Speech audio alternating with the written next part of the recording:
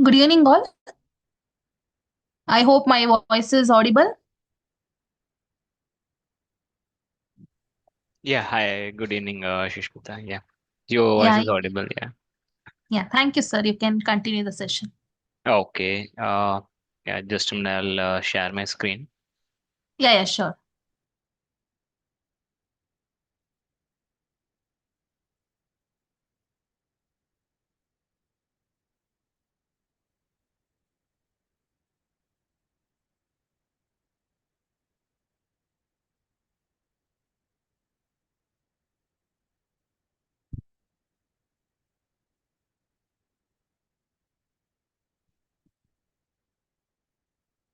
Just let me know if my screen is visible.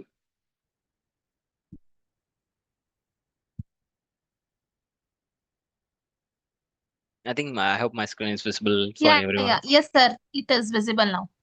Okay. Yeah.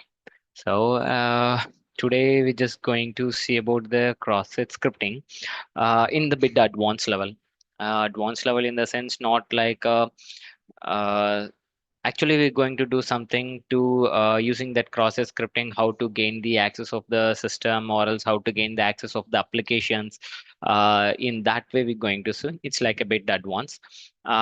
Before that, so everyone should understand about the previous topic. I mean, the last day we have discussed something how the cross-site scripting actually what is the cross-site scripting, that everything we saw in the last classes. So based on that continuity, today we're going to see bit advanced in that. Yeah. So actually, cross-site scripting is if we see in the normal way, so we feel that okay, it's a normal. We can, I mean, using cross-site scripting, most of them are feeling that we can do some redirections and we can make redirect to some of the malicious website. So I'll show you some sample website. Okay. So last time we just work on the Val Hub PHP. On this particular website we just did some of the practical things, so how we can able to perform the cross-site scripting, and I just explained that so we can use some JavaScript in the user input places. Through that input place we can perform the cross-site scripting.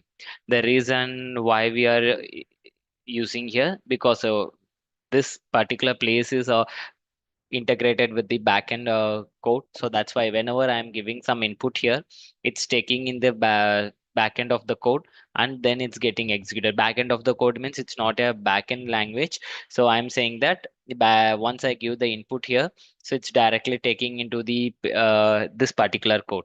So backend. Okay. So to this particular code. So and it's placing in between of the program. Okay, so that's why if I give some script here, so that script also getting embedded with this particular backend. So what happens? So if it is properly, uh, so included in between of some of the script, right? Some of the tags, so automatically the given script got executed. So we are getting some pop-up here. So that actually we saw in the last classes. So mostly we use the basic script like script alert one. So we use the same script for multiple times and multiple places. Okay, so once we give the script we got some pop-up here. That's it. So the reason why we are using the same script, why not we use something different? So because so when you are doing some of the penetration testing activity for some clients, instead of doing some what to say malicious activity, we just want to showcase them. We can do that malicious activity but we are not going to do that. Okay, so we need to showcase them. Okay, so instead of alert, I can give anything and I can perform some malicious activity. So in that way, we need to provide the screenshot because whenever you are doing pen testing and you are providing the report, right, that time you need to clearly add the POC. I mean POC in the sense proof of concept screenshot of that particular vulnerable, because we need to explain them what is the actual vulnerable name. We need to explain the description and we need to explain what is the impact. Impact in the sense we need to say that. So what actually attack can able to do, so that we need to properly add in that impact field. Then we need to say that what actual payload we use to perform this attack. So not only the same payload, so there is a difference based on the backend integration. I mean, not a integration. So whenever I'm giving the scripts, how it's taking into the back end of this particular code, right? Based on that, we do some changes on the script. Okay, so actually the prom.ml website I have shown in the last class, but that no, actually that's not working right now. So we need to find different site, but instead of that, we can go with some of the CTF platform is there. We can take that CTF platform like a Pico CTF, that and all we can take, and we can do some practice on that. So we can easily understand what and all the script we can able to add there, and how we can able to change the logic, so that we come to know once we play with that CTF platform. Okay, so even in the same way, I will show you one of the I mean, I will show you how to understand the script and how we can able to implement that script in some of the website. Okay, so in this case I have some demo site, so in that I'm going to use that logics. Okay,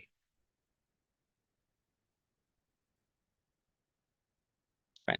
So I'll turn on my Kali machine.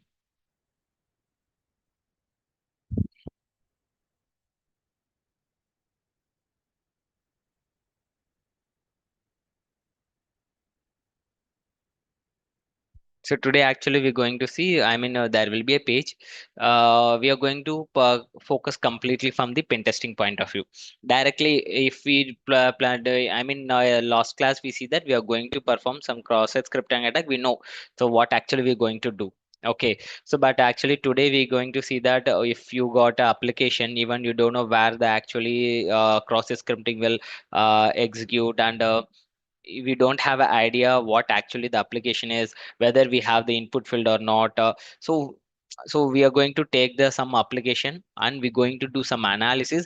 From that analysis, we're going to say how to perform the cross-site scripting. From that cross-site scripting, what and all attack may be possible, so that we're going to see one by one.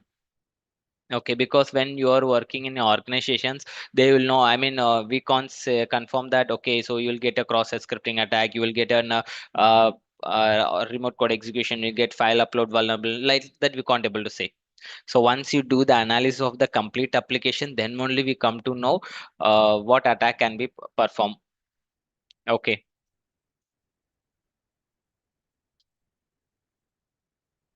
So before that, we need to do some analysis on the application, and before that, we need to find whether we have any application on that.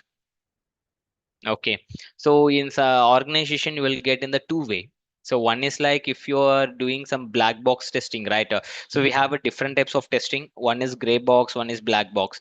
So when we are doing the black box testing, that time what happened? They will not provide any credentials or anything. Even they will not reveal sometimes whether they have the applications or not. Only you get the IP, or else only you get the endpoint of that particular target. That's it. So we need to analysis one by one, then we need to perform understand the logics, then we need to perform the attacks. Okay, fine. um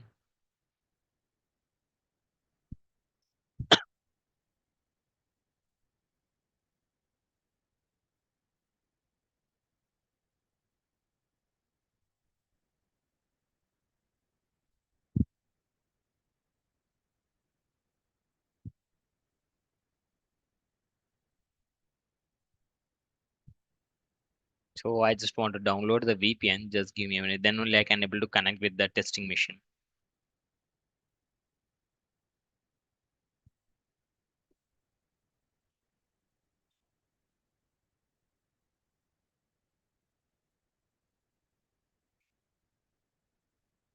See.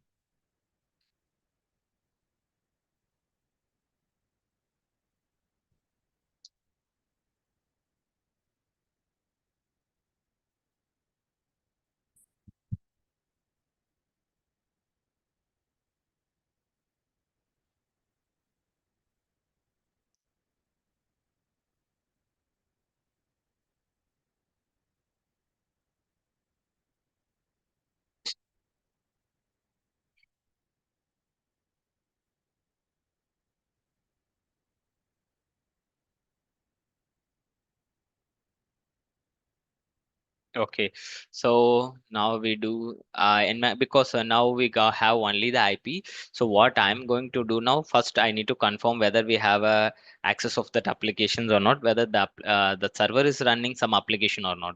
We need to confirm that. Okay, so nmap fnst. So I'm going to give the IP of my target.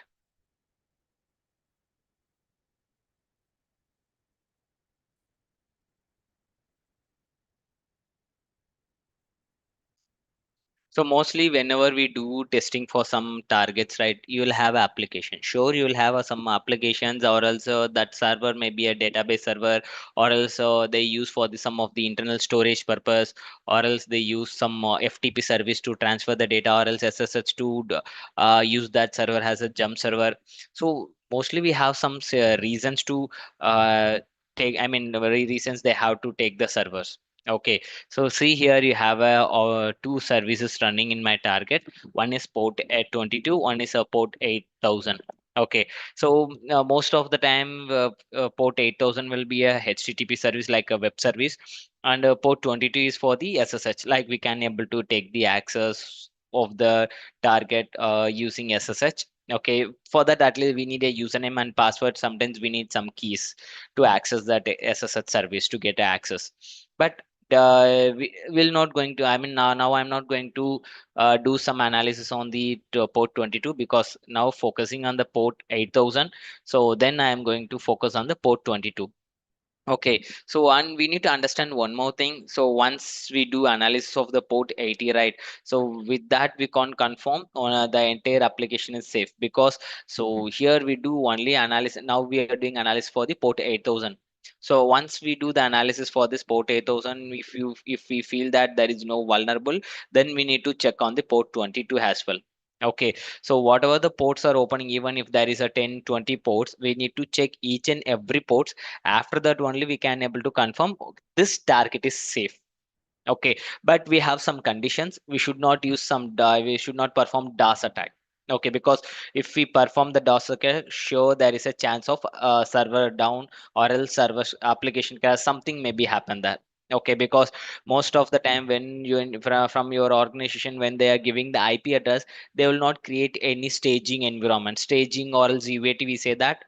So the meaning of UAT and the staging, it means what to say, so for the testing purpose. Okay, before, I mean, that's not a actual production server. So most of the time whenever they are creating the application, so what the organization will do, they will create a two different server. So one is like a UAT server, another one is like a production server. The UAT server will work like a for a testing purpose. So whenever they do the develop, right, they first implement on the UAT server, and they will do some trial. So whether it's working fine, or else if they are facing any issues, or else they will do some testing. Whatever they want to do, they will do everything in the UAT server. Once everything got fixed, the same they will do the replica on the production. Okay, so that's why they're using two different server. But when you are doing penetration testing for the servers, right? So that time mostly will not get a UAT, because so server they can't able to provide the UAT. The reason they have huge server, more than 100 200 servers they will provide. Okay, so that's why most of the time they are saying that when you are doing the testing on that server, make sure, if you plan to do some additional additional analysis, or additional, if you have some, you need to perform some attacks, right? They say that they need we need to inform them.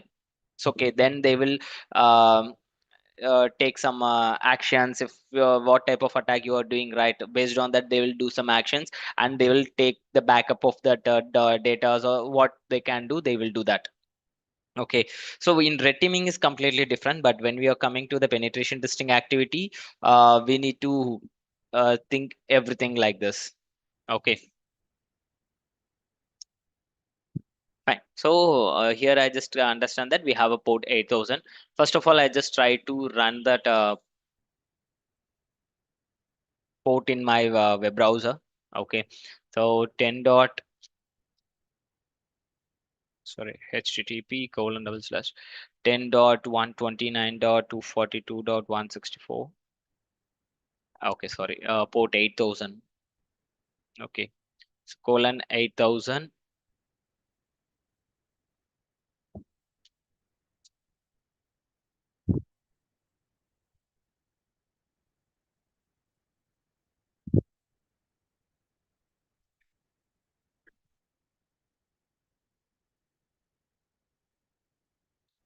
Okay, so there is a web page, something is disclosing here. So before doing direct attack, first we need to understand what and all the functionalities are there. Based on that, we'll plan for the attacks. Okay, so first we need to understand what and all the functionalities are there. See here, we have a functionality called login, and we have a registration page. So then we have some static data, static pages, static data in the sense, so basic information about the target organizations, or else about that if you are planning to download some products, right, about that products, so that's called static page details. Okay, so we have only the static page informations here. Okay, so other than that we don't have anything. So so here now what we do need to do, that we need to do some registration, because anyhow if while doing the registration, sure will not get any admin page. Okay, so directly we'll get into the user page. Okay, so admin, sure, we know that admin have the access of someone who is in the internal organization, they have the access. Okay, so as a normal customer, we don't have admin access, we have only the user access. But anyhow, so once you get logged in, we need to try whether we can able to bypass the user account to possible to take the admin access. Okay, so meanwhile what we need to do, that we're going to do the go buster scan. The go buster scan in the sense, we try to do some hidden directory analysis, hidden files analysis. Okay, so if when doing the DRB or go buster scan, what happens, so that's scan will try to identify is there is any hidden files are there. So maybe there's a chance if we got some information in that hidden file, that maybe help us to log in into this application as admin, or there may be some chances of do some next level. Okay, so that's why meanwhile I'm going to run that go buster scan. Okay.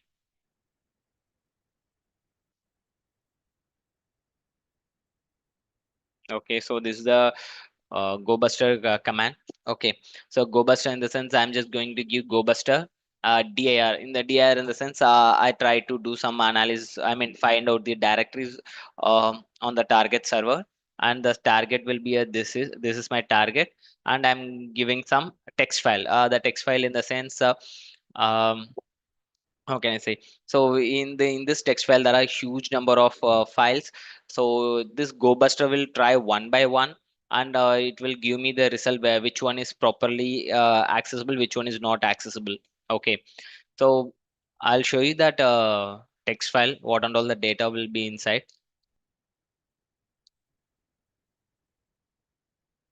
Okay, so cat, so if you see this text file, so you have huge number of data here.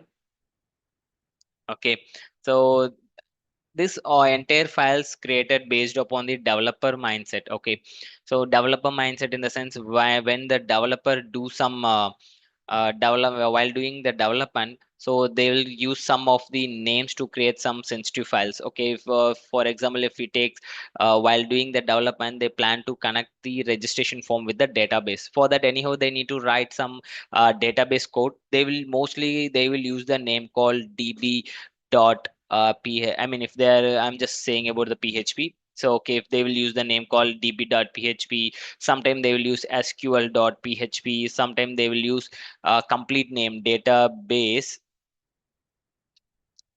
dot php, they will use like this. Okay, so based on that, what some of the, I mean we create some huge list. Okay, so that list name we call as raft medium directory.txt. This you we can able to download from the github directly. So we can use this, or else so if you are using the go buster, we need to download this from the internet. There is a one more tool same like go buster, Farax buster. If we are using the Farax buster, we no need to download any file slash disk, because by default that Farax buster it's take this file from our system. While installing itself, the Farax buster will take some of the text I mean create some text file like this. Okay, from the internet directly it will have the access. Okay, so we, if you see here, we have some of the access, page access, log out, log in, so register. Then we see, okay, even you see the status of 401, 405, 405. So only we can able to consider the 200. Okay, because status in the sense, this is the status code of the server side. Okay, so when we do, when our browser and server is communicating together, that time the discussion will happen with the status code. Okay, so if the server is respond back with 200, it means the application is working fine. So if the response is back with 400 or else 300, so for each and every response there is a different different meaning. Okay, so for now we are going to just consider only 200 here. Okay, but we are not getting anything. Meanwhile, because we have 30,000 of file, data. So only till now completed 27 or to 2,800 plus data. That's it. Okay, so for to complete the 30,000 anyway, it's going to take a time. So meanwhile, what I'm going to do, I will do some registration. I'll try to see what others we can able to do after logging into the applications. Okay. So here for in registration, it's asking me the email. I'll use the demo@gmail.com. So I'll use the password admin@123. Okay, we can give any password. So here just I'm using the admin@123 as a password. Okay.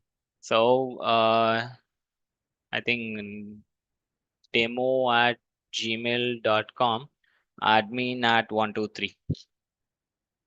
Login successful. Yeah. So now we got logged in. Okay, so if you see here, there are few upload. We have options to upload some of the data. We have a gallery and we have a home page. So home page, okay, this is the common page we know. So without login also we can see the same page. Okay, then we have a gallery. I think okay, in gallery there's no files. Okay, so if see here the error message is showing that no image uploaded yet. Go to the upload page and do add some. Okay, so if you upload something on the upload page, that image will be replica here. Okay, reflected here. Okay, not a replica, reflect here. Okay, so yeah, so I'll try to upload some image file here. So meanwhile, what I'll do, I'll try to see how the file upload is going to happen, what logics it's going to happen, everything.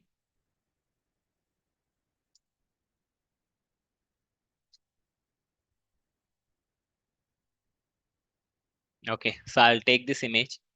If you have the file upload options, we have different types of attacks like null byte file injections, double extension file injections. We have different types of file upload to take the access of the server. Okay, while uploading the file, right? So instead of image file, we can upload some malicious file like PHP or Java or Python. So use that file to get the access of the server. We can do like that. So before directly doing that, what we need to do, we need to try uploading with the legitimate file. Actually, what file they have been asked here, right? The same file we need to upload, and we need to see how it's working, and what is the actual backend once upload, what is happening, and what message we are getting. So we need to understand everything from the start to end. So then we'll get some idea what to do next. So if we are not working with the actual scenario, right? So directly if you go with some attack model, so we'll get some confusion there. So instead of that, first we need to see actual flow, actual real flow. Because here asking jpg file, right? So try to upload the jpg file and see what actual flow is happening. Okay, so I'll just download this, save image. Okay, so I'll save it here. Okay, only we need jpg image.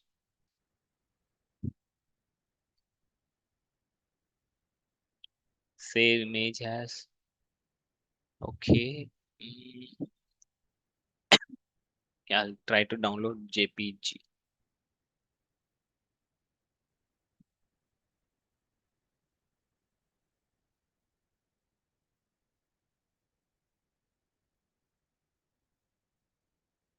Yeah, so you see here it's downloading the JPG format. Fine. So I'll just use the same name image dot and I'll save this file. Okay.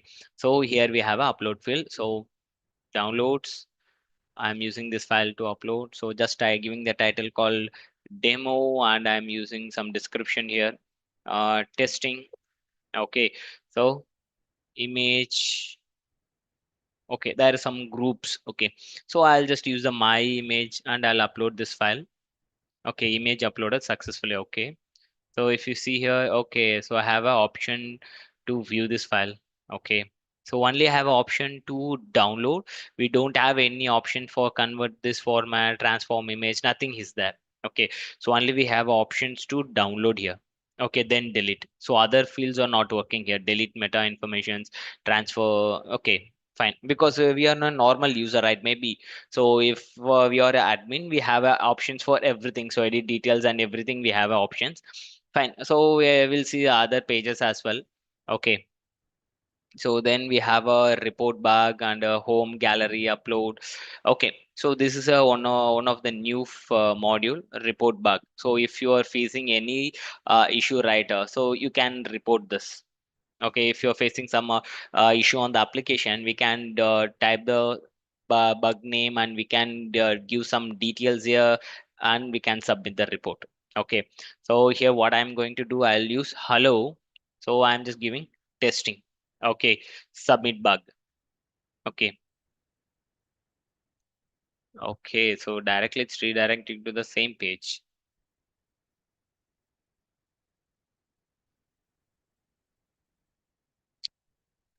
Okay, it's not reflecting anything there.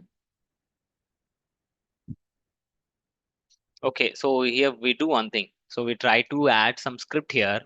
Okay, script a lot. Okay, so one script.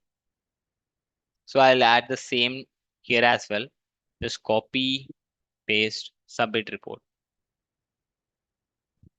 Admin view. Okay, so if you see that detail right, you'll get some idea. See, okay, see here I'm just giving admin demo user. Okay, I'm just giving demo user. Just see the error message here. Bug report submit. Admin review the process. I think process or progress. I think. Okay, so admin only can able to view this once if you do report submission, right? So only admin can able to review this. Okay, so here we got some logic idea. The thing is, sir, if we can able to perform the cross-site scripting there, right? So if we can able to perform cross-site scripting attack in this particular field, what happened? So there is a possible of getting the how to hijack the cookie of the admin, because so once I click on submit, what happening, it's directly going to the admin page. So only admin can able to view this. Okay, it means that it's moving to the admin. So if I do some if they can able to perform the cross-site scripting attack, if the admin clicks that or if admin open, sure I can able to get the session of that admin, so I can able to log in as the admin from here. I easily we can able to bypass, but we need to check whether the script can be executed or not. So what I'm going to do here, so I'm going to create a web service here. We can say it as web service or else we can say monitoring service. Okay. So what I'm going to do here now. So sudo su kali.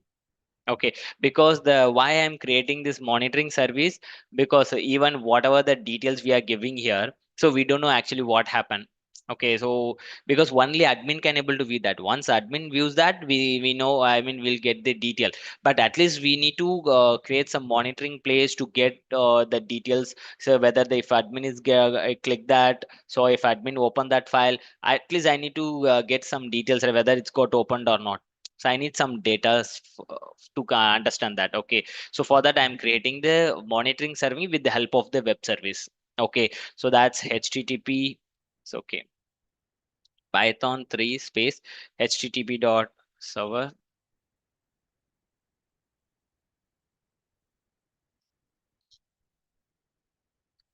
Can't open file. Okay, sorry, so I forgot to give the command.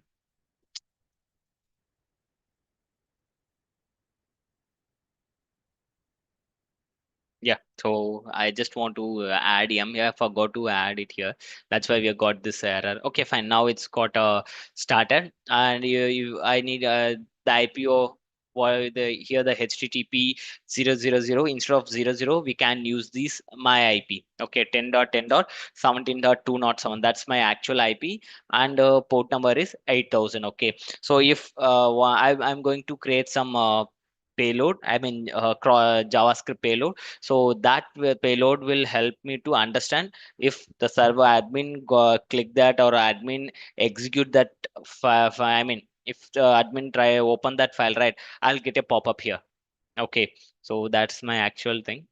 Okay, so what I'm going to do, I'm going to create some script here. Okay, so sudo su.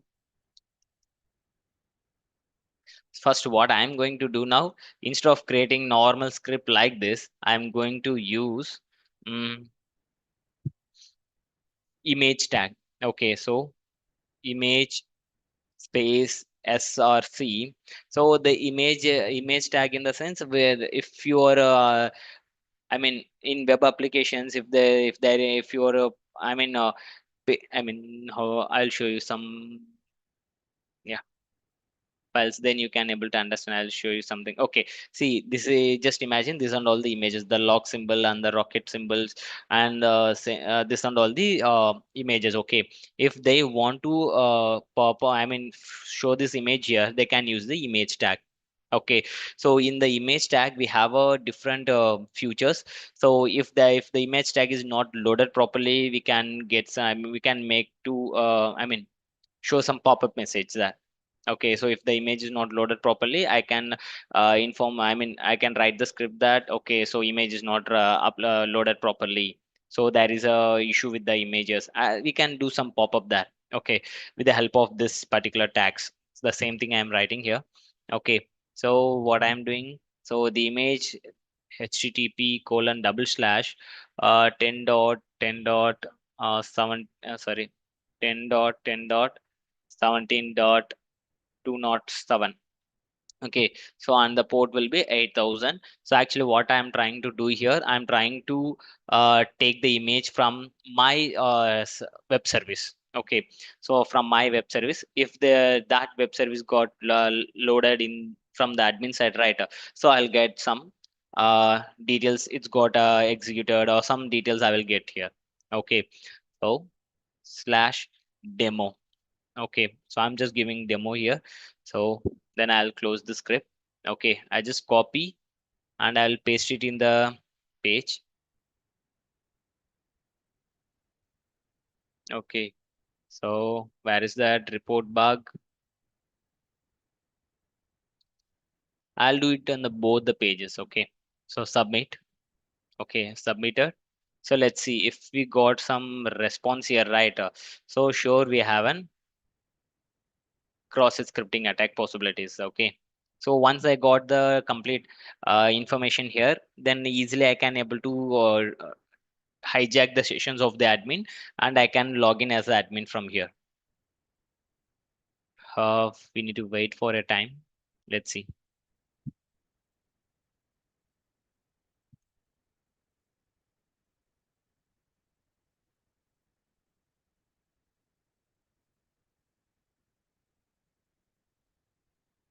See, blogs and case studies, we need to refer the site. If you go and refer, I mean, there's no specific site to learn completely about the cybersecurity.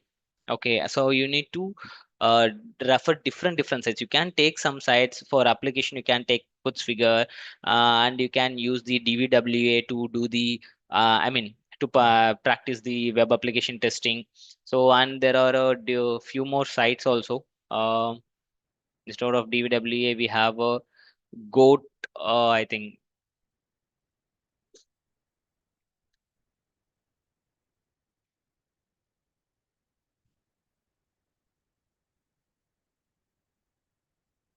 you can use the Pentester lab. So Pentest lab, I think, yeah, Pentest lab. So that and all will help you to understand the applications and do the practice on the web application pen testing. Okay, so not only that will I mean that only is not enough.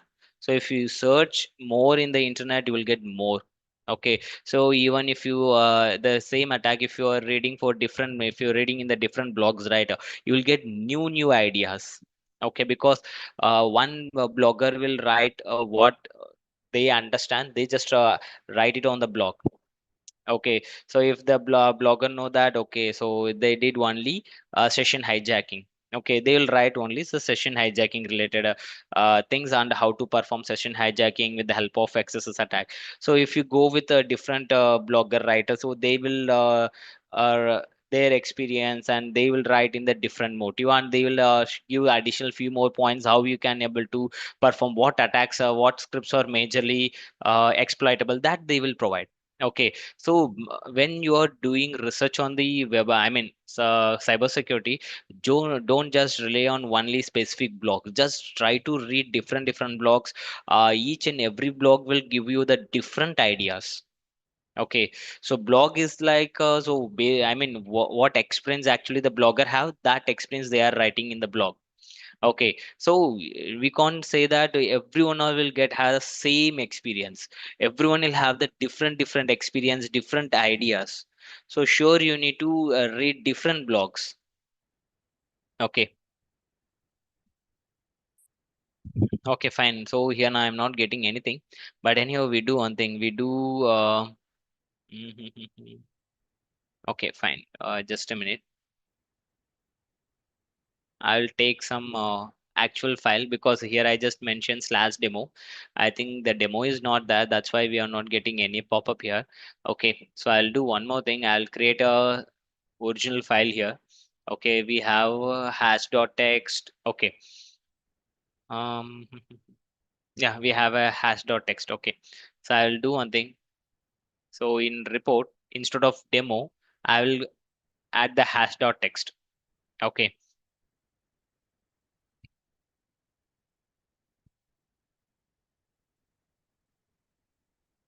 So this is a complete copy select. So here I'll just give the hash.txt. Okay, hash.txt. The same file I'll add it here. Even if you're not getting any pop-up, we need to do some analysis with the brubshoot, because so in front end we see that it's going normally. In back end we need to do some analysis whether it's getting filtered or what actual response actual request is going to the server. If we see that, right, we'll get some idea there. Okay. Uh, Fine. Anyhow, I'll do one more, because here still we are not getting response. So I'll use the brubshoot to understand analysis on the back end. So how it's going to the server side. Okay. So burp. So actually using burp, we can't able to perform the complete activity, because we think that some of them are thinking that, so brubshoot, we have the scan options. The in the scan option will get the complete information about the target vulnerability. Not like that. Okay, target application vulnerability. So using brubshoot, you need to perform. You once you understand the application logic, you need to I mean, change something in the request. So if there is a possible of changing in the response, so you need to change and you need to perform the attacks.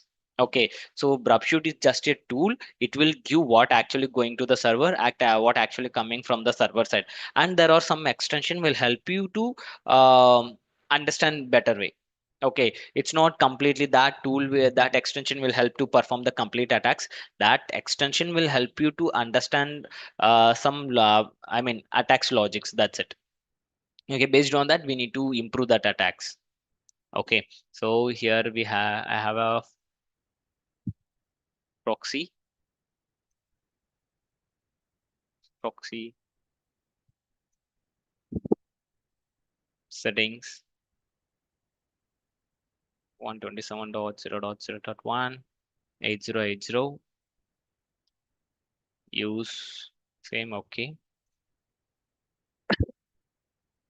Okay, so now report. So I'm going to use the same script here. Okay, interruption on and submit. Okay, So once click on submit, you see that report, and you see that actual how it's going to the target. And you see here we are not giving anything slash or something here. Okay, so directly it's what happening if you see here. Okay, there are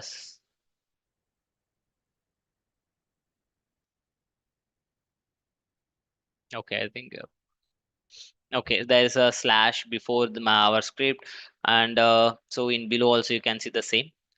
Fine. So right click. So actually, you can, some of them are thinking that why actually I given this specific script, and instead of giving script alert one and a close script tag. Okay. So there is a reason. I'll send it to repeater. I'll show you that actually what is the thing. Okay. So if you go here. So if I'm typing something hello, and I'll give some testing normal content, right?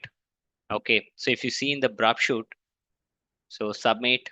So if you see here, it's taking in the double quotations. Okay, it's taking in the double quotes. So whenever you the data is getting inside the double quotes, it's considered as a normal text. I mean string. Okay, normal string in the sense it will not consider as a script, and you can't execute that script. Okay, so forward.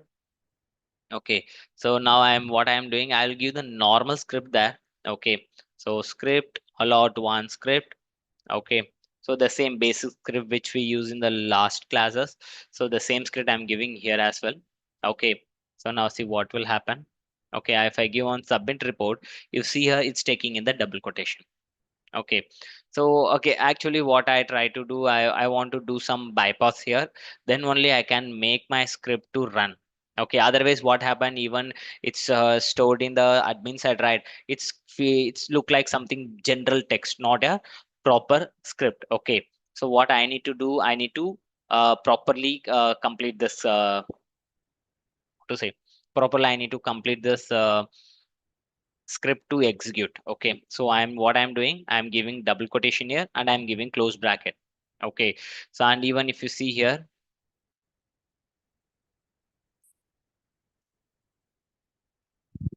I don't know what. Okay, see here also what I'm going to do, I'm just adding something here. Okay, so double quotation closed script. Okay, so then we have a double quotation here again, one more. So what I'm doing,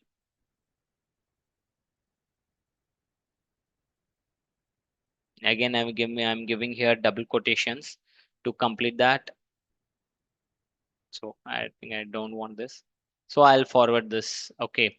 So actually we need to do some work in the backend like this. Okay. So if I do some changes in the script, right, you see that there is some error message. So I'll do it again. Okay. Submit report. Okay. I will do the same. Okay. I'll do the same here. Okay. Double quotation, close bracket, and same.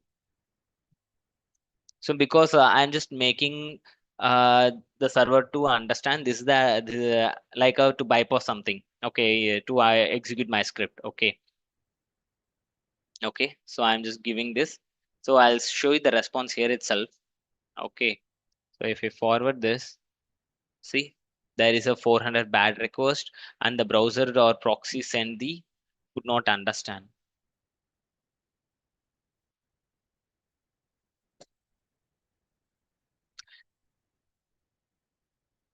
If you use this normal script, it will accept. You see that if I use the normal script, it's showing that admin can review this progress, because so whenever you are giving this normal script, it's going into double quotations.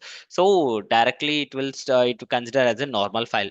So if you do some bypassing techniques, it's understanding the basic script, and it's showing it's giving some pop-up error. Okay, there is some malicious or something happening in the code itself. They just make to understand this basic script and all to show the error.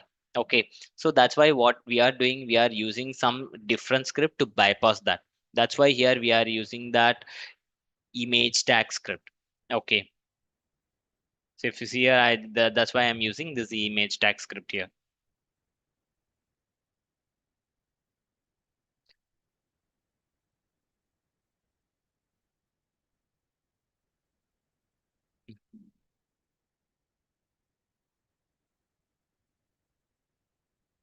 Sorry, 10 dot, what is the IP? 10.129.242.164.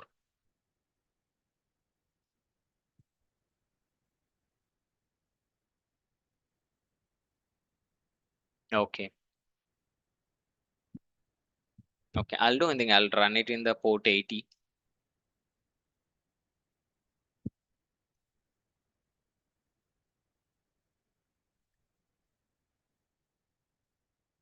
Hash.text, copy, paste, submit report. So let's see if you got some response back. So we can do something to get the admin access.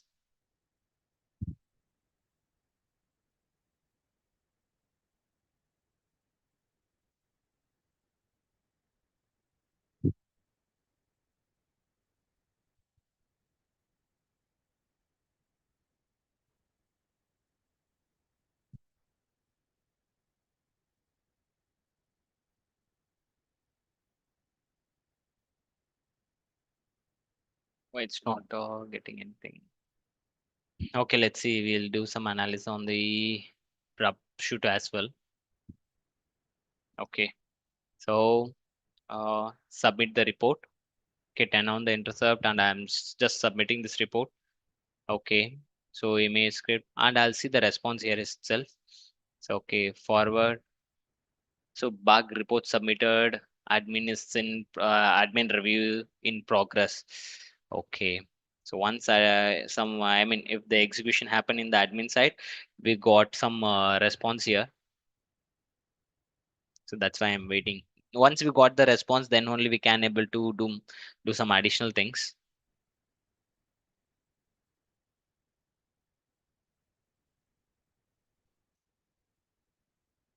Sorry, I just want to forward this. Sorry. Because if I keep it in hold, it will not go to the admin side. See, yeah. So if you see here, so there's a 10.129.242.164, 2nd Feb 2026, get hash.text, it's got access to. See, this is not my IP actually. This is 10.129.242.164. Okay, so if you see my target 10.129.242.164, actually, so from this admin side, they did some execution. That's why, so I got this response. Okay, so you see, this is my IP. Okay, so the reason why I'm giving my IP here, because then only I'll get, once this script got executed, then the response will come back to this IP. Okay, so in this particular place. Okay, so now we got the response. So now what I'm going to do, I'm going to add few small script changes there. Okay, to get the session value of the admin. Okay, so in the script, I'm just going to do some changes. Okay, same img src uh, equal to x on error. Okay, so the reason what I am doing here, actually this is not a proper image. If the image is not properly uh, popping there, so what happened, this on error script will execute. Okay, on error in the sense the error will pop up. Okay, so on error, okay, so equal to window dot location dot h or ef. I mean, the windows dot location will help to redirect. Okay, if you want to redirect that website, or else if you want to redirect to some other place, right, we can use this windows location dot href. Okay, so here I am writing the script. So if this image is not loaded properly on the web page, so what happened, this on error script will get execute. Okay, in order what I am giving, so windows dot location to redirect to some page. Okay, so the redirection to the http colon double slash my IP, this to my system. Okay, so 10.10.17.207. Okay, slash c equal to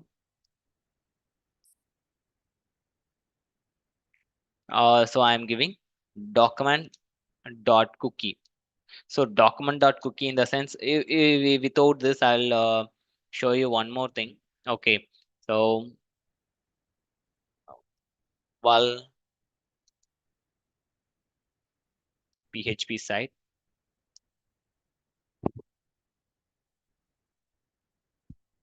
Okay, so if you see that, so what I'm doing in this, I am just adding. Okay, so I'll show you that actually what document.cookie will do. So once we understand what actually is document.cookie is doing, then easily we can understand what will happen once I give that in that particular place. Okay, so this is the actual. Okay, see here windows.location.href. I'm just giving w3school.com. Okay, so see, just copy. So if this script got execute right, see it's directly redirect to the w3school.com. Okay, so it's redirecting to the w3 school. Okay, it means this Windows location href will help to redirect. Okay, and same way there's a document.cookie as well. Okay, so what I'm here just I'm removing this. I'm giving a lot. Okay, document dot cookie. Okay, document dot cookie. So just copy, paste, go.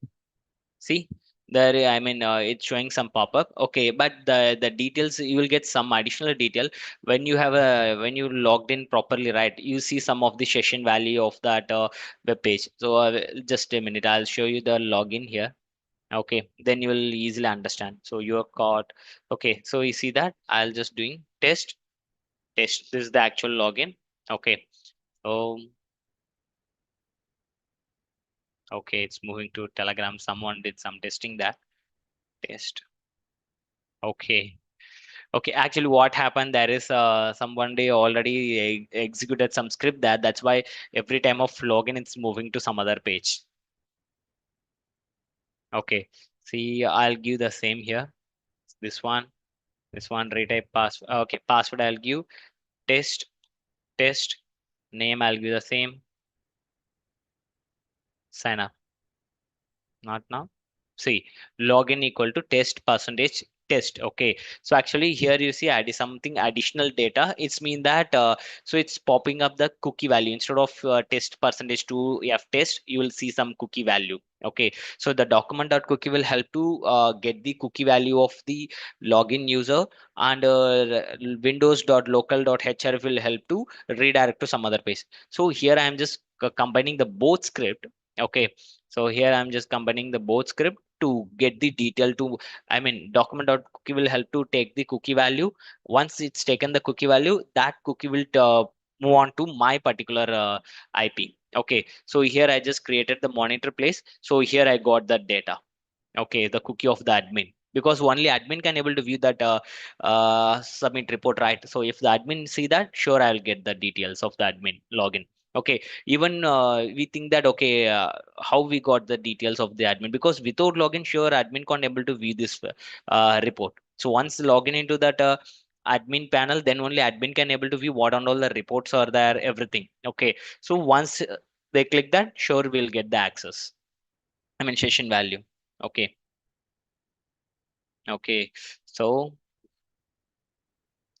to perform this attacks, right? Sure, we need good knowledge on the JavaScript, and we need to understand the backend log. I mean, how the logics are happening. Because a few minutes before I just show you that. So how the scripts are taking it to the server.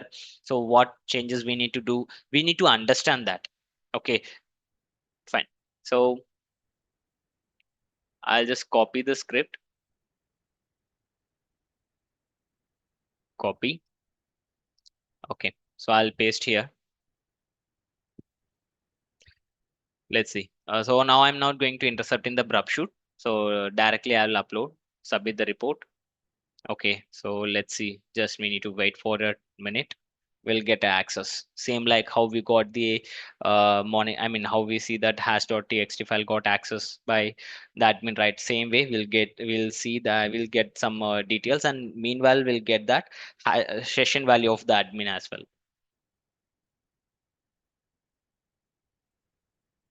Let's see. We'll do one more time. So testing.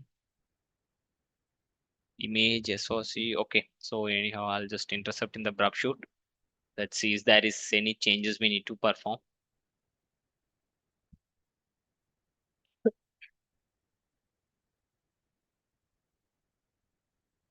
On error.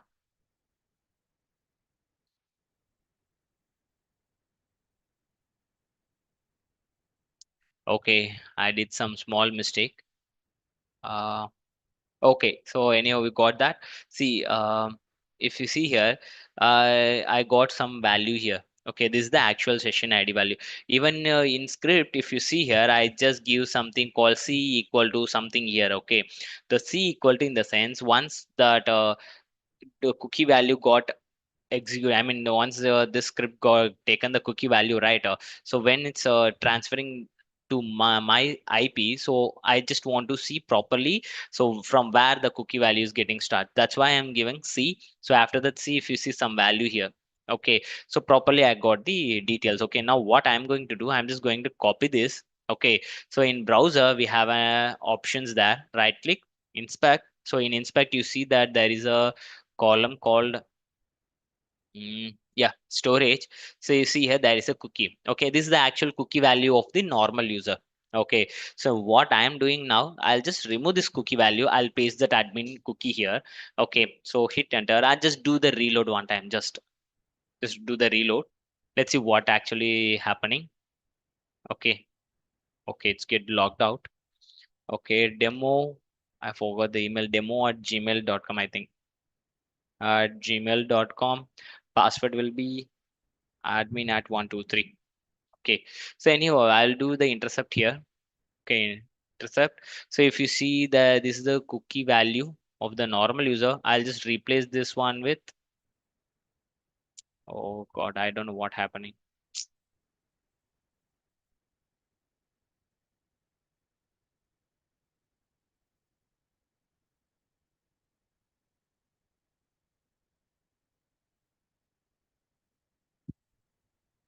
I'll paste this value and I'll just see the response here itself. See invalid user demo@gmail, invalid user or password. Let's see. Invalid. Okay, I think the registration got removed, user got removed.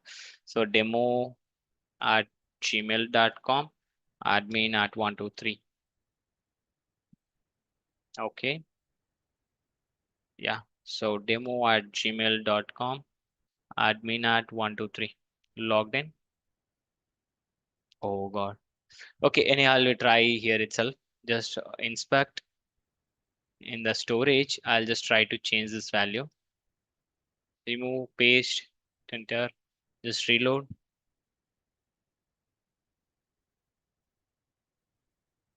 Okay, maybe directly adding here we are getting the problem. I think so. Okay, demo@gmail.com, admin at the rate of 123.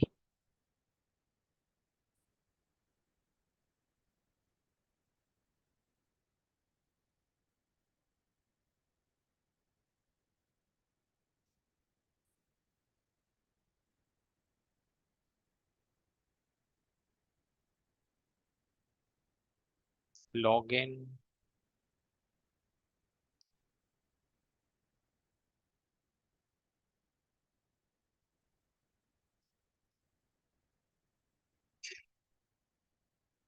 Okay, so and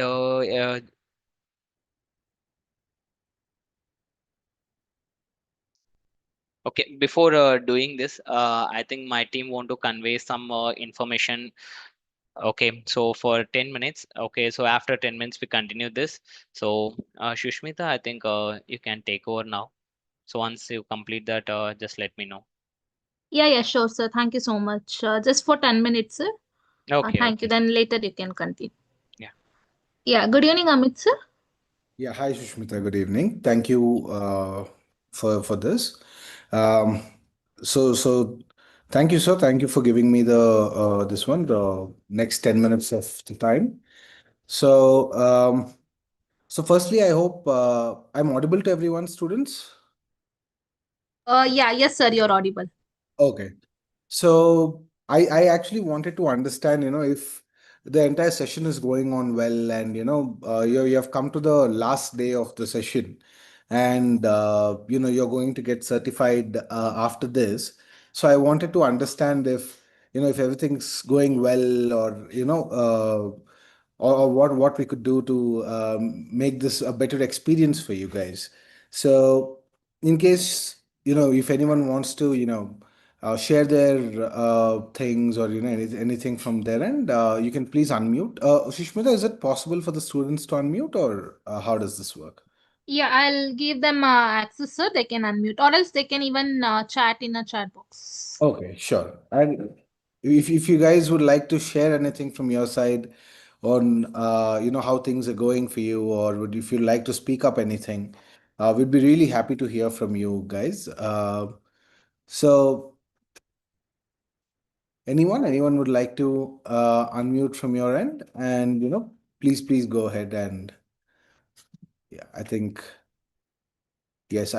I have one student. Yes. Hi, Pujita. Good evening. Thank you for messaging. So how's it going for you? Okay, the experience has been good. All right. Thank you. I think, guys, Pujita has texted me in person, like in direct message. So thank you for sharing your experience, Pujita. I really hope you guys come back for more such sessions, uh, and find these certifications and these lessons very invaluable for you guys. So the reason why I have come to you guys is, so as you know, XLR has been doing the everyday learning program uh, over the last few years now, and we have trained almost uh, 5 lakh students in the last 4 to 5 years now. And we always strive to give our best when it comes to training students and giving it back to our student fraternity. Because of them, we are here, and because of you, we are here. So now, apart from these free courses that we come up with, which have added a lot of value for many of you students here. So I just wanted to inform you about some of the activities or the courses that XLR provides, that are really helpful for the students who are in the third year and the fourth years, who are especially looking to start their careers in the next few months, or next 1 year down the line. So for them, these courses would be really helpful.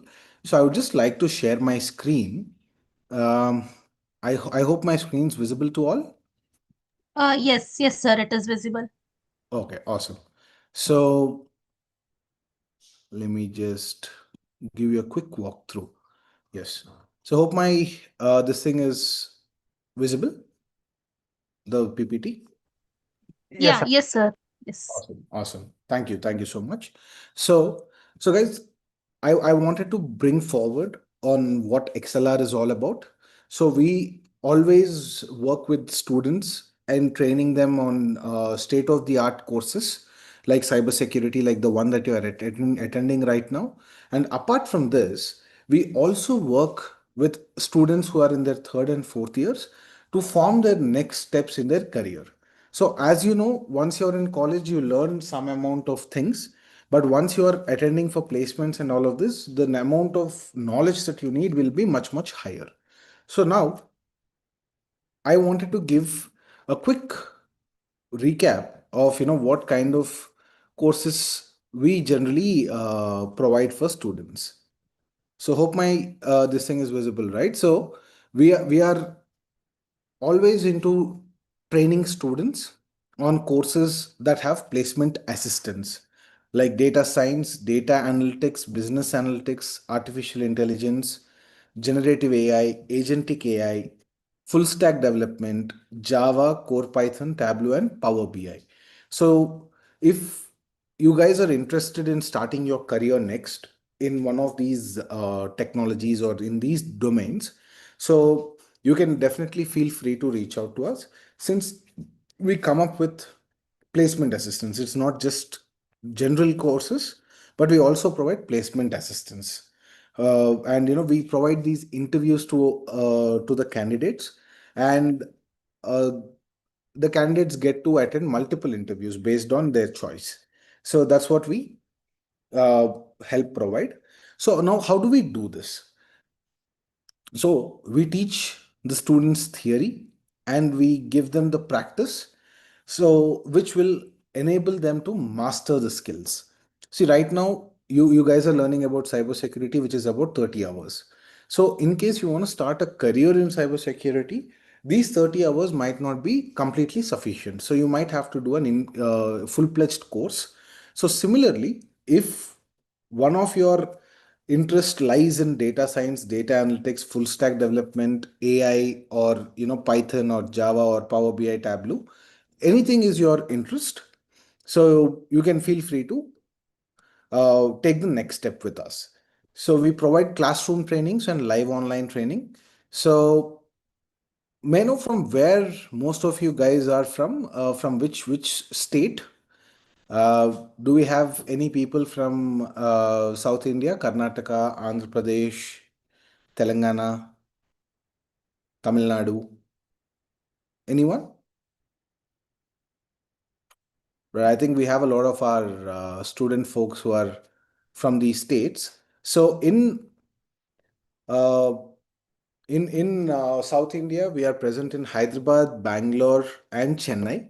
So in case you're looking for classroom trainings or even live online training for that matter, so you can come down to one of these centers. In Maharashtra, we are there in Pune and Mumbai, and also we are starting up a new center in Noida as well. So in case there is anybody in the northern part of our country, so you can consider classroom sessions there.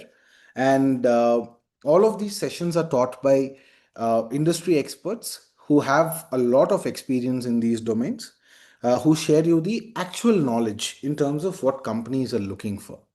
So alongside with this, we also help students in solidifying their knowledge through assignments and real world projects. So with dedicated mentors. Now, after you're done with projects and assignments, after the theory sessions, we will also help you in terms of resume building and also help you shape your LinkedIn profile. Alongside with this, we give you mock interviews as well. So after all of this, while all of these processes are complete, you will be attending the placement assistance with our hiring partners. And a lot of these companies come to our campus for on-campus drives, and a lot more. We send you guys to the interviews, direct interview calls. So what we essentially teach you is the theory, the practice, which will make you job ready. So in the end, you're given the right direction and the skills needed to crack your interviews. So I see there is one friend, Mr. Yesh, if I'm not wrong, so has raised their hand. So would you like to share something, Mr. Yash? What about cybersecurity? So, Yash, unfortunately, at this point in time, we do not have cybersecurity as a full-fledged career course. But thank you for asking. So you can, if you're interested in maybe full stack development or AI or anything such courses which are state of the art. So we can we are providing those. Thank you for your question, Yash. Yeah. So, apart from all of these things, so please remember that we have classroom trainings, live online trainings, and also our post-training support. That is the assignments, projects, and all the placement related activities that I've just spoke to you about are our biggest strengths. So, in case there's anybody who is looking to, take the next step, so you can consider with us. So even here, the placement process that we have here is, first we build your profile. We will tell you how to build your resume, how you are supposed to update your LinkedIn profile, and also how are you supposed to have your projects presented, because you work on a lot of these hands-on projects. You need to know how to showcase them, because that is what is going to impress a recruiter. right? Alongside with this, we help you validate your skills. What do I mean by validation of skills? You learned all the theory sessions. You learned all of these, these classes and everything, right? So now, to put all of these things into actual usage, you need to do assignments, which is also known as hands-on training. In our colleges and everything, we hear this word a lot, hands-on training, right? So that assessments and these mock interviews will help you validate your skills, what you have learned, and how much are you able to express, right? So I think, yeah, I think I have a couple of questions. I think Shriya Sharma has asked a question and Aditya Kanogia has asked a question. So please give me a couple of minutes, folks. I'll answer your questions as well.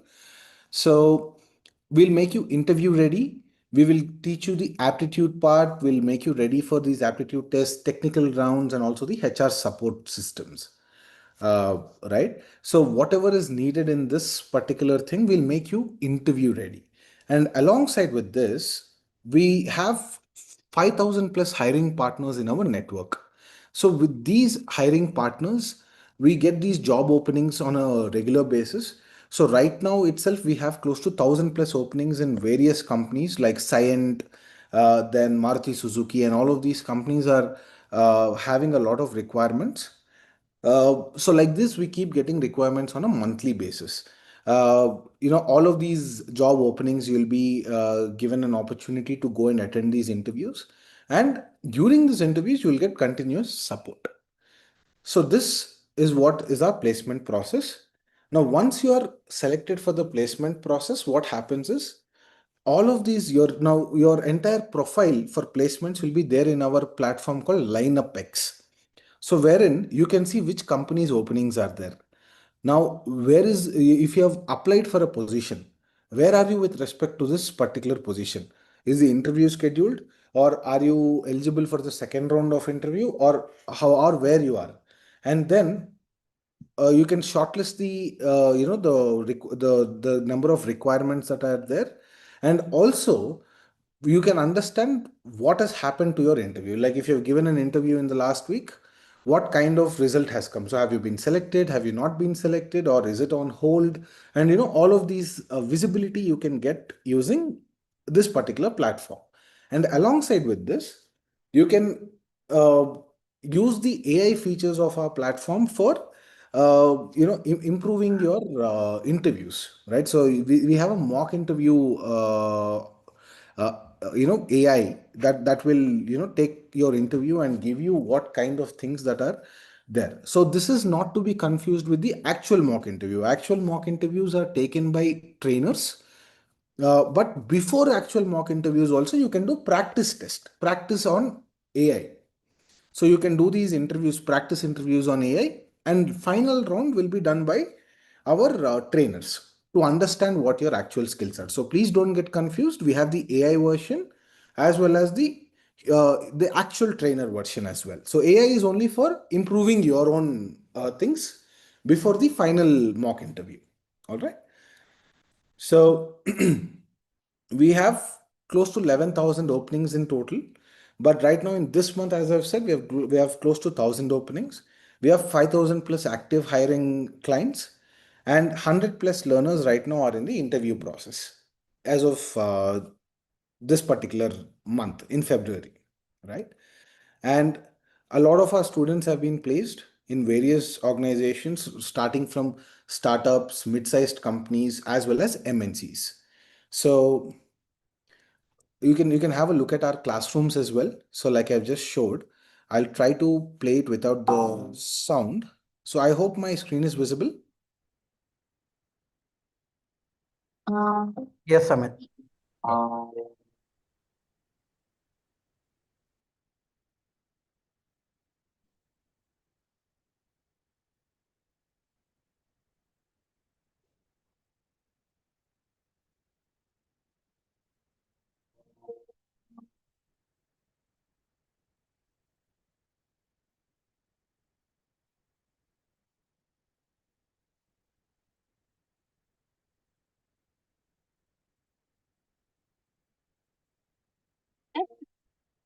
So this is one small glimpse of our infrastructure. So you can, you'll be getting trained in these classrooms. So we have the best infrastructure that is there in any of the training companies in India. So you can, feel free to come to our office sometime if you're there in any one of our classroom locations. So we would love to host you there. So So now, in case if there is somebody who wants to take up this career guidance, like, how do I, pick up which course is suitable for me? What do I do next? Right? So if anyone wants to start their career with us, please feel free to scan this particular thing, the QR code that you see on the screen. That will open up a Google form, and you can fill in your details there, and some of our career counselors will reach out to you with to help you get close to your this one. So I think now coming to the questions, I think Aditya Kanojia has asked a question. So there's a branch in Mumbai. Yes, Mr. Aditya. So we have two particular branches in Mumbai. So one is in Andheri and the other one is in Thane. So we have both of these things. So you can visit either one of these branches uh, where we are, and we can help you out. And meanwhile, I will just share you our Thane office ka link. So just give me one moment.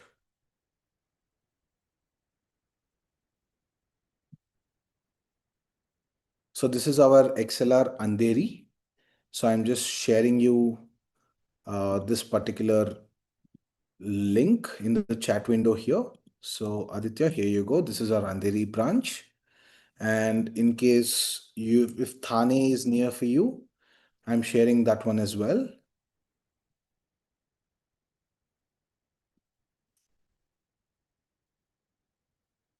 So yeah.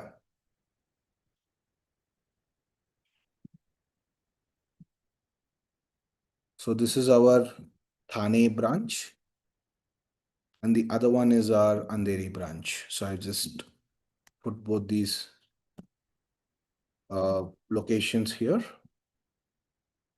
Yeah. So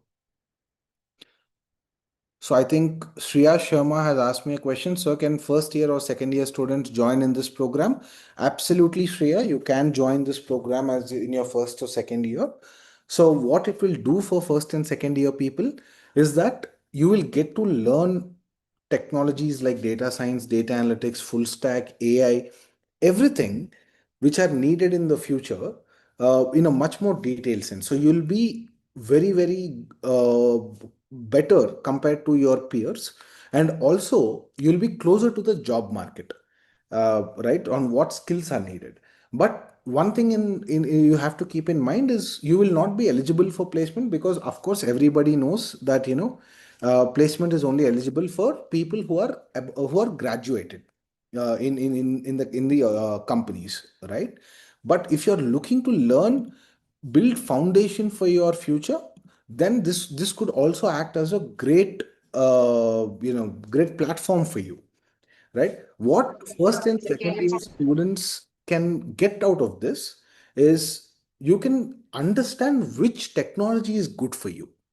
So now in first year, you might think I'm good with AI, but by the time you come to fourth year or something, you will think, okay, maybe I'm good with full stack. Maybe my interest is in full stack. So things could change, right?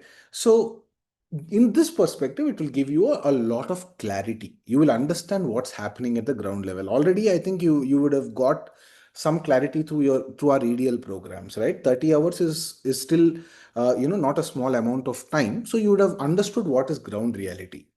So in that sense, you'll get a lot of clarity, and I would encourage students who are in first and second years also to explore these courses, right? So all of these courses, will be, will be paid programs, but we can definitely explore the idea of your interest, and the career counseling will be for free, right? So to understand which technology might be good for you, that will be for free. So to complete the courses with placement assistance or first certification, it will be a paid program, folks. So I guess i- if possible, to give internship in some states. I think the projects that you work on in these paid programs, students. So once you finish one project, the projects with XLR, so you'll be getting internship certificate for the same. So you'll be doing with the company called as AI Variant. So AI Variant is a sister company of XLR, which does projects on all of these technologies here. And whatever projects you do, you'll get certified through AI Variant. So that will give you all the necessary, the internship certificate. Right. So are there any questions, anything that you guys would like to ask? Okay. So I think my colleague, Mr. Umesh, has put up the Google Forms link uh, in the chat window. So in case there is anybody who is interested to explore this further, so please feel free. So those who are not interested, still not a problem at all, guys. So we are extremely thankful to you for attending our EDL programs. So please continue taking our EDL programs for the future. So we would love to host you in our ADL programs even in the future. So for those who want to start their career with a full-fledged training with placement assistance, you can please scan this or fill the form link in the chat window. There's a Google Forms link. And I think Mr. Siddhant has asked the question, so how will we get the certificate of participation? So this will not be a certificate of participation, Siddhant, because this will be a complete paid program. You will get to have a course completion certificate, and also some of these certifications that you get with the paid programs, guys, will come from certain organizations like NASCOM, right? So so some of these programs have IIT Madras affiliation, and alongside with that, data analyst and data science courses, uh, you will have IIT Jammu certification. So I'm just sharing the link again. So I think uh, Kushi, I think you have asked, sir, can you repeat once again? So, yes, Kushi. So, in a nutshell, we are providing paid programs with placement assistance in all of these courses that you see here: data science, data analytics, business analytics, AI, generative AI, full stack development, Java, core Python, etc. So, in case you are looking for placement based programs, so you can please feel free to uh, you know enroll for these courses, or share your details in the Google form. In case you are somebody who does not know which of these are suitable for you, you don't know which course to choose from these, so we can also help you with a free career counseling session. We will give you clarity in terms of what could be needed. So we can give you that direction. So hope my this thing has clarified your doubt, Kushi. So if yes, you can please drop a message. If no, also please drop. I will repeat it again. Thank you. Thank you, Kushi, for confirming. So any course for working professionals. So yes, all of these courses are suitable for working professionals also, but it depends on what you're working as right now. So I think this question is asked by Mr. Ashish. So Mr. Ashish, it depends. If you are a working professional who comes from, let's say, for example, HR background, right? So then some type of these courses will be suitable for you. If you're somebody who's already working as a developer, let's say you're a front end developer, then doing a full stack development program will help you transition, right? So a lot of these questions for working professionals will vary from person to person. I hope I've answered your question, Mr. Ashish. So please drop me a yes in the chat window if that's the case.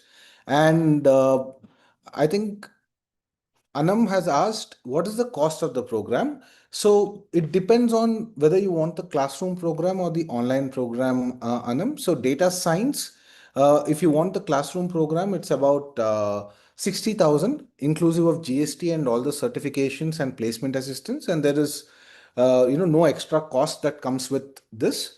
And data analyst and business analyst are also on the same range. Full stack development, however, is around 40,000 rupees, inclusive of GST and placement assistance as well. So I hope I've answered your question, Anna. And yeah, I think Tanish also asked. Tanish also is asking, what is the fee?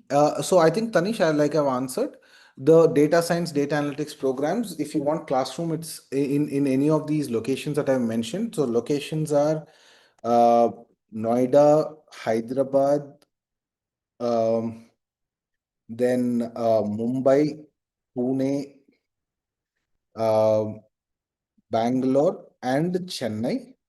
We have classroom locations. I'm just putting it here.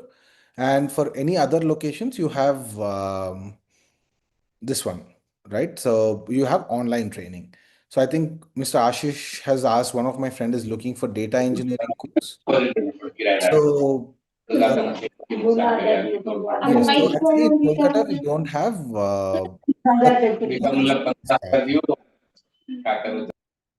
right. I think I'm getting some disturbance from one of the students. Okay, yeah, I think that's better. Yeah. All right. So So, Kushi, this is not free of cost. So, this is a placement assistance program. So, it will be coming with a cost that is involved, but you will get to learn a lot more. So, some of these programs are, are at least 200 hours in terms of learning, 6 months programs. So, right, I think I have tried and answered all these questions. So I think, Pujita, you're asking for the certificate. Are you talking about the course completion? I mean, the EDL, this particular cybersecurity certificate. So I think, uh, yeah, the cybersecurity certificate, you will get it. The answer will be given by Sushmita. So after I'm done, so Sushmita, please guide the students in terms of when will they get the course completion certificate for the same. And attendance link also will be furnished. Thank you for your patience, guys. And I think one of the members, Anu, has asked what course is suitable for accounting and finance students. So, Anu, I think in the best interest of time, I'll not be able to answer that completely here. Please feel free to drop the question. I mean, your inquiry on that particular form, and we will get in touch with you, right? And we will help you out. Right. And Mahesh Pallikanti is asking, is there any online class? Yes, there are online classes. You can attend anywhere from the globe for these classes. Right. So I think I have already overstayed my welcome here. So thank you so much, sir, for giving me this time. So I think I'll hand this over to you. And I wish each and every one of the students who has attended our cybersecurity program a best of luck for your career. We hope you come back to us for more and more EDL programs. And also, if you're looking for these, um, these courses, feel free to reach out to us. So I think one last question. Anam has asked, how much is the cost of online course? So if offline is costing around 60,000, online will cost around 50,000, Anam. So it's lesser in terms of the cost, right? Thank you so much, everyone. So wish you best of luck. Thank you all. Yeah, thank you, sir. Thank you so much for your valuable time. Thank you. Yeah, so Rajkumar, sir, you can continue the class. Yeah, thank you. Just I hope my screen is visible, right? Uh, Yeah, yes, sir, it is visible. okay. So actually, we stopped at the point of yeah, to get the admin access. We got the access of cookie session value of the admin here. but here we are not able to get logged in. The reason is like I've just now I just point I mean notify that this is the base 64 encoded format. Actually, this is not a proper session value. Okay, so this is the base 64 encoded format. We need to decode this, then only we can able to apply this session value in the um, application cookie session. I mean, we can replace with the user session value. So if I use the base 64 encoded value here, what happening actually, that's feel that okay, this is not a proper session value of the applications users. So that's why it's get logged out. So what I did, I just use some base encoding format. See here you have the structure of code. I mean, it's not a code, it's a command. Okay, so echo. So in single quotes, I just pasted that base 64 encoded format, and I just mentioned that base 64 to decode and reflect that back. Okay, so see here, you got the session actual session value, okay, of the admin. So I'm just copying this. Okay, so and I'm pasting here. First of all, I'll just check that whether still the application user get user in login or it's get logged out. So if it's get logged out, I just want to log in again. Okay, see, this is the normal admin user page. Okay, so I'm just replacing this one with my actual admin uh, session value. So just reload. Okay, yeah. See here you got a admin panel access. So initially when we logged as a normal user, we don't have the access of the admin panel. So now once we got the replaced with the admin session value, we got the admin panel access. If you go here, so you can see the user management, submitted bug report, everything you can see from here. And you can do some download logs. You can download some logs. See here, you have an options to do that. Okay, so even there is a user called test user and there is a user called admin. So we have different user to do to download the logs. So this is the way we try to get the admin access. It's like from the cross scripting, or I mean through the cross scripting we try to do the privilege escalation like from normal user to admin users. Okay, so even we can do more. I mean, actually, this is not only the vulnerable. So we can we need to do more analysis because we only got the admin panel access. Okay, so our motive is that like to get the access of the server. So we need to perform the remote code execution. We need to get the complete access of the server. Okay, so to get the complete access of the server, we need to do few more analysis because just now we got the admin access. So from here we try to do some additional point and we try for the file upload because initially when we do the file upload as a normal user, we don't have a few more functionality to access that particular image and to edit, and we have so 3-4 functions are hidden. Okay, so now we are admin, so we need to try with that function as well. So then we need to see where there is a chance of what to say chance of getting the server access. With the help of that way, is there is any possible way to do some other attacks to get the server access. Okay, so first what we do, so we do analysis one by one. Okay, so now what I'm doing here, um okay, so admin panel, so I have a download logs here. Okay, so first we go with the download logs, we do analysis from here. So this is the actual log. If you open, okay, this is not actual log, this is normal file. So when we do uploads, right, that image got stored here. Okay, so download log is a normal. Okay, see here we have a logs file. Okay, logged in successfully, logged in successfully, logged in successfully. Okay, so in logs, we just see only the success login. So we are not getting any other. Okay, we do one thing. So we do interrupt in the shoot. Okay, then we do some analysis.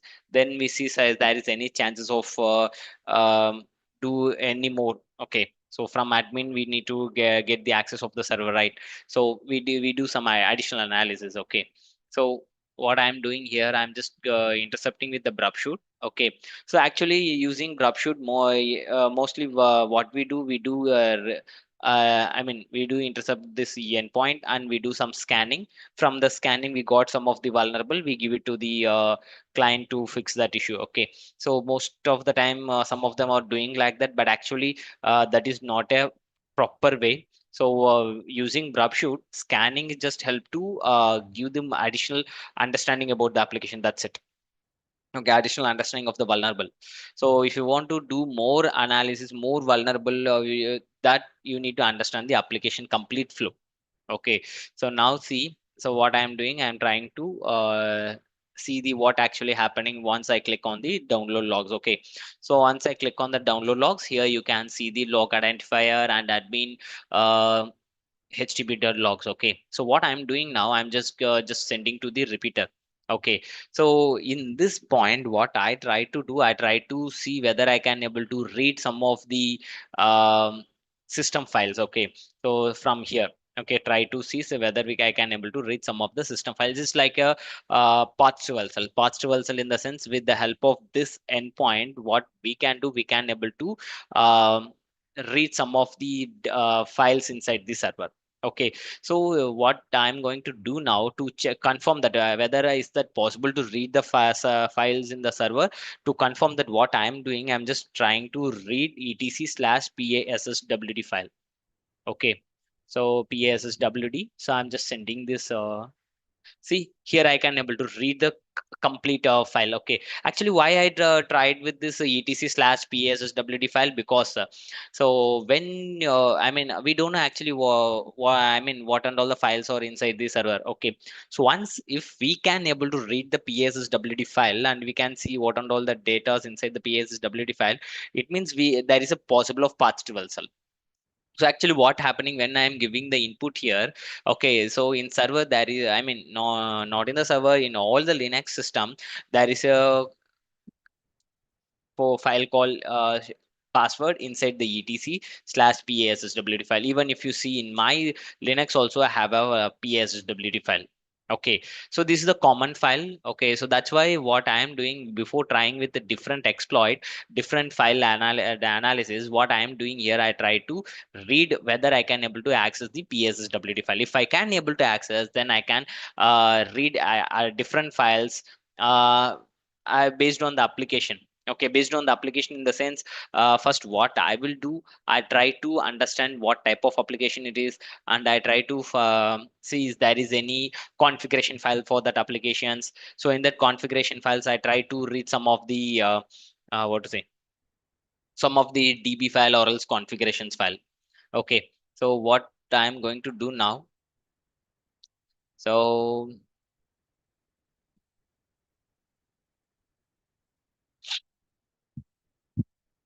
okay, so actually this application running in Tailwind CSS, I don't have any additional informations. Once I have a information, then I can able to do something new.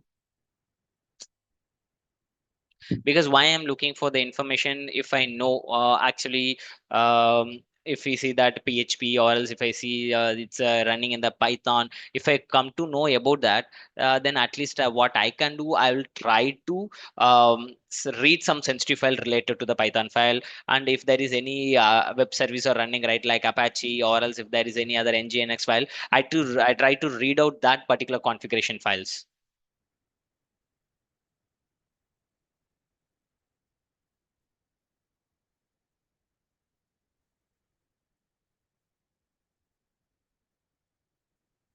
Okay, fine. So I see that is, oh, I'm getting some.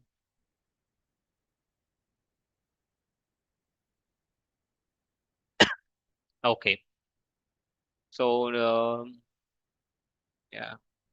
Okay, see here we got some information. Okay, so when I did the request, in response, I see that actually what server it is, and what. So here I confirm that okay, Python is running. Okay, we need some information to move on for. I mean, move forward for the analysis. We based on that information, we can able to do. Uh, we can get idea. We'll get idea, and we know what to do next. Okay, so whenever we are doing the penetration testing, we collect inch by inch informations. Okay, from the nmap till now, whatever the things we are doing, we need to collect that information. We need to uh, do like a chain activity. So once we got this informations right, we need to think that okay, what we can do with the help with this informations. Okay, so if you see here, if there is a DHCPD, and you see that there are so much of details from the etc/pswd file. Okay, so what we can understand with this pswd file, we see that how what and all the additional users are there. Okay, so see here, we see that Mark is a one of the user is there. Okay, and have the access of shell access. Okay, so Mark is a one of the user. Okay, then we have a user called Web. Okay, then what I'm going to do now, so I know that inside home there is a user called Web. Okay, I try to read some of the file from this web folder. Okay, so I'll just try to send the request. Let's see whether error reading the file, because I need to give some of the text file. Folder can't able to show in this response, only can able to read the text file. Okay, so what I'm doing inside the web, I try to mm, see, well, let's see some if there is any configuration file. Okay, so I'll try for some of the okay, I'll do one thing, proc slash self. Okay, slash,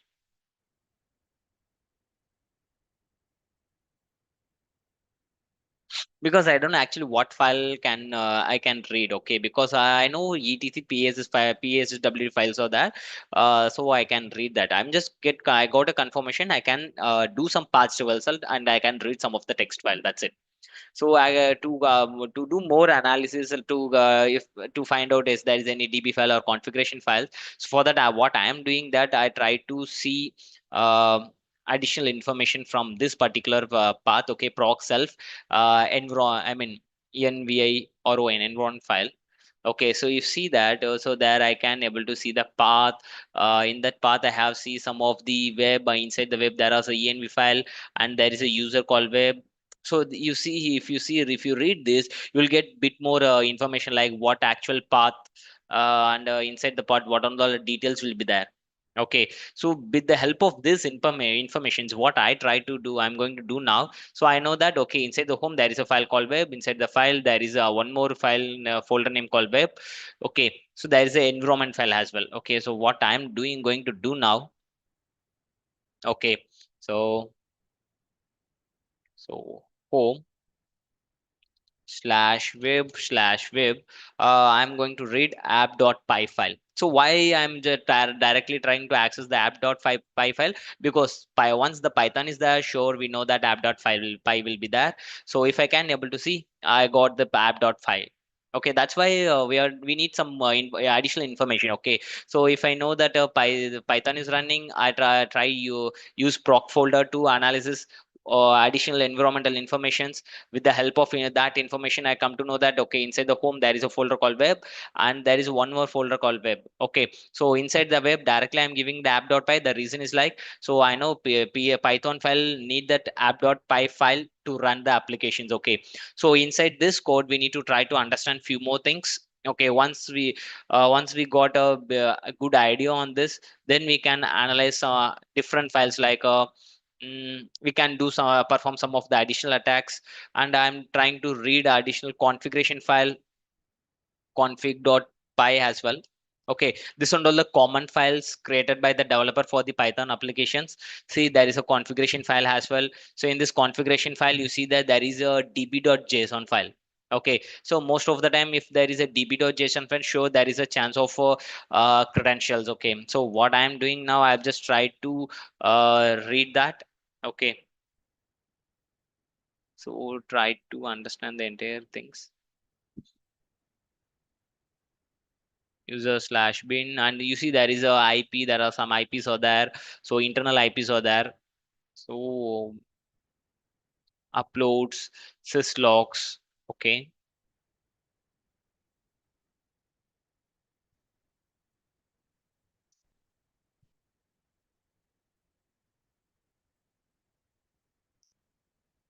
Okay, see here, if I run for the db.json file, okay, home db.json, the same file they have requested, db.js, so json, this instanc, okay, instance, okay, there's an error.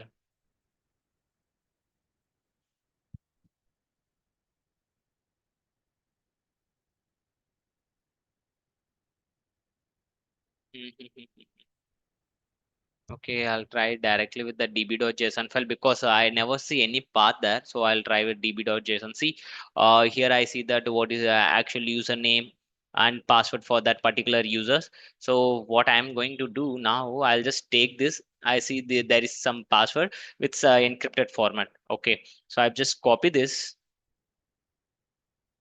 copy. So I'm going, I try to decrypt that file. Um, crack station.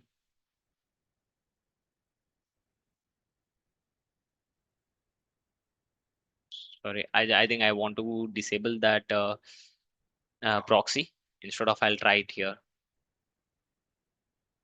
crackstation.net. Okay, I have two different key file there, so I'll try with one by one. I try to crack this one first. So I'll see, okay, there's no actual password for that particular file. So then I'll try with one more. Even if I'm not getting anything, I need to do different analysis now then. So then I have test user.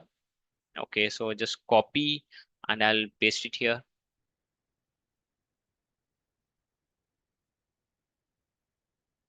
So, wow, super.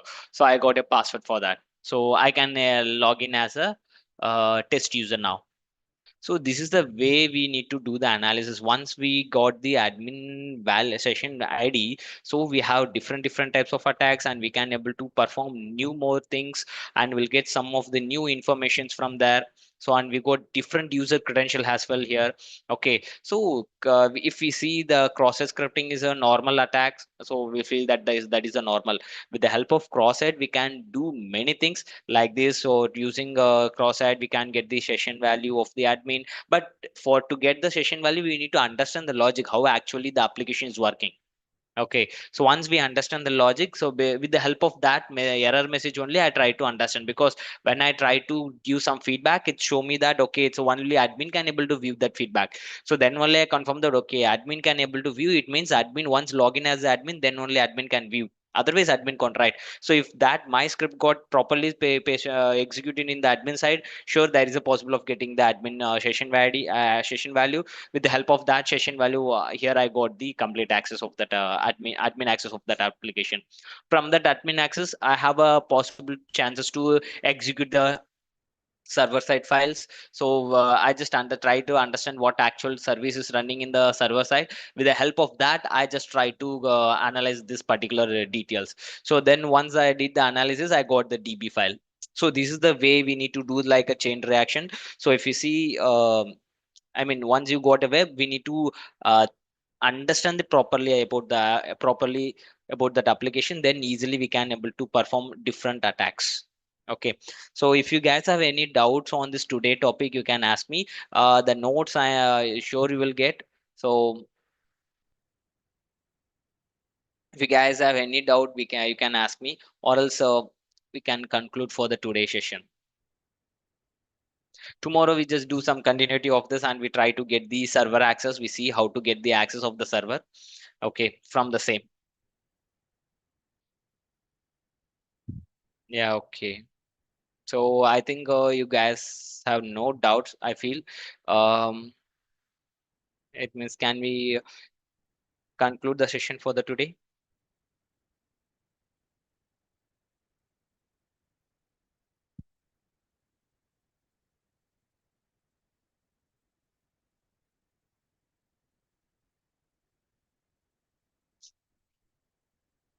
Okay, I think no doubts, so we can conclude the session for the day.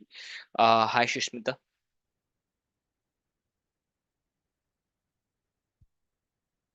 Hello.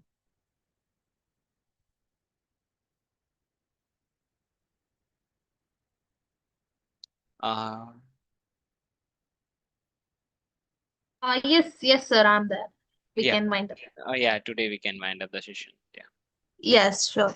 Yeah. So yeah, yes, sir. So as I informed, like tomorrow we have an assessment that is day 15. Till 8:10 you can take a session, sir. After 8:10, I'll be sharing the attendance link on the same chat so they can take assessment, which is day 15. Okay, so it means tomorrow we have a class 7 to 8. Yes, 7 to 8, 8, 8, 10 we can you can take over, sir. Okay, yeah, sure, sure. Okay. Yeah. Thank you. Okay, sir. Thank you so much. Thank you. Yeah, so students, as you all know, tomorrow is the last day, that is day 15 for this particular program. So we are conducting a assessment for 50 marks MCQ question. So the assessment link will be shared in the same Zoom chat and also the YouTube chat. So I request please everyone join the session by tomorrow at 7 p.m. And the session will be till 8:10 to 8:15. After 8:15, I'll be sharing the assessment link on a chat. Okay. And I know you all have a query related to certificate and all. Yes, definitely we'll let you know by tomorrow. So yeah, please join tomorrow at 7 p.m. Okay. Yeah, so we will wind up for the day. Thank you all. Thank you for joining. Good night.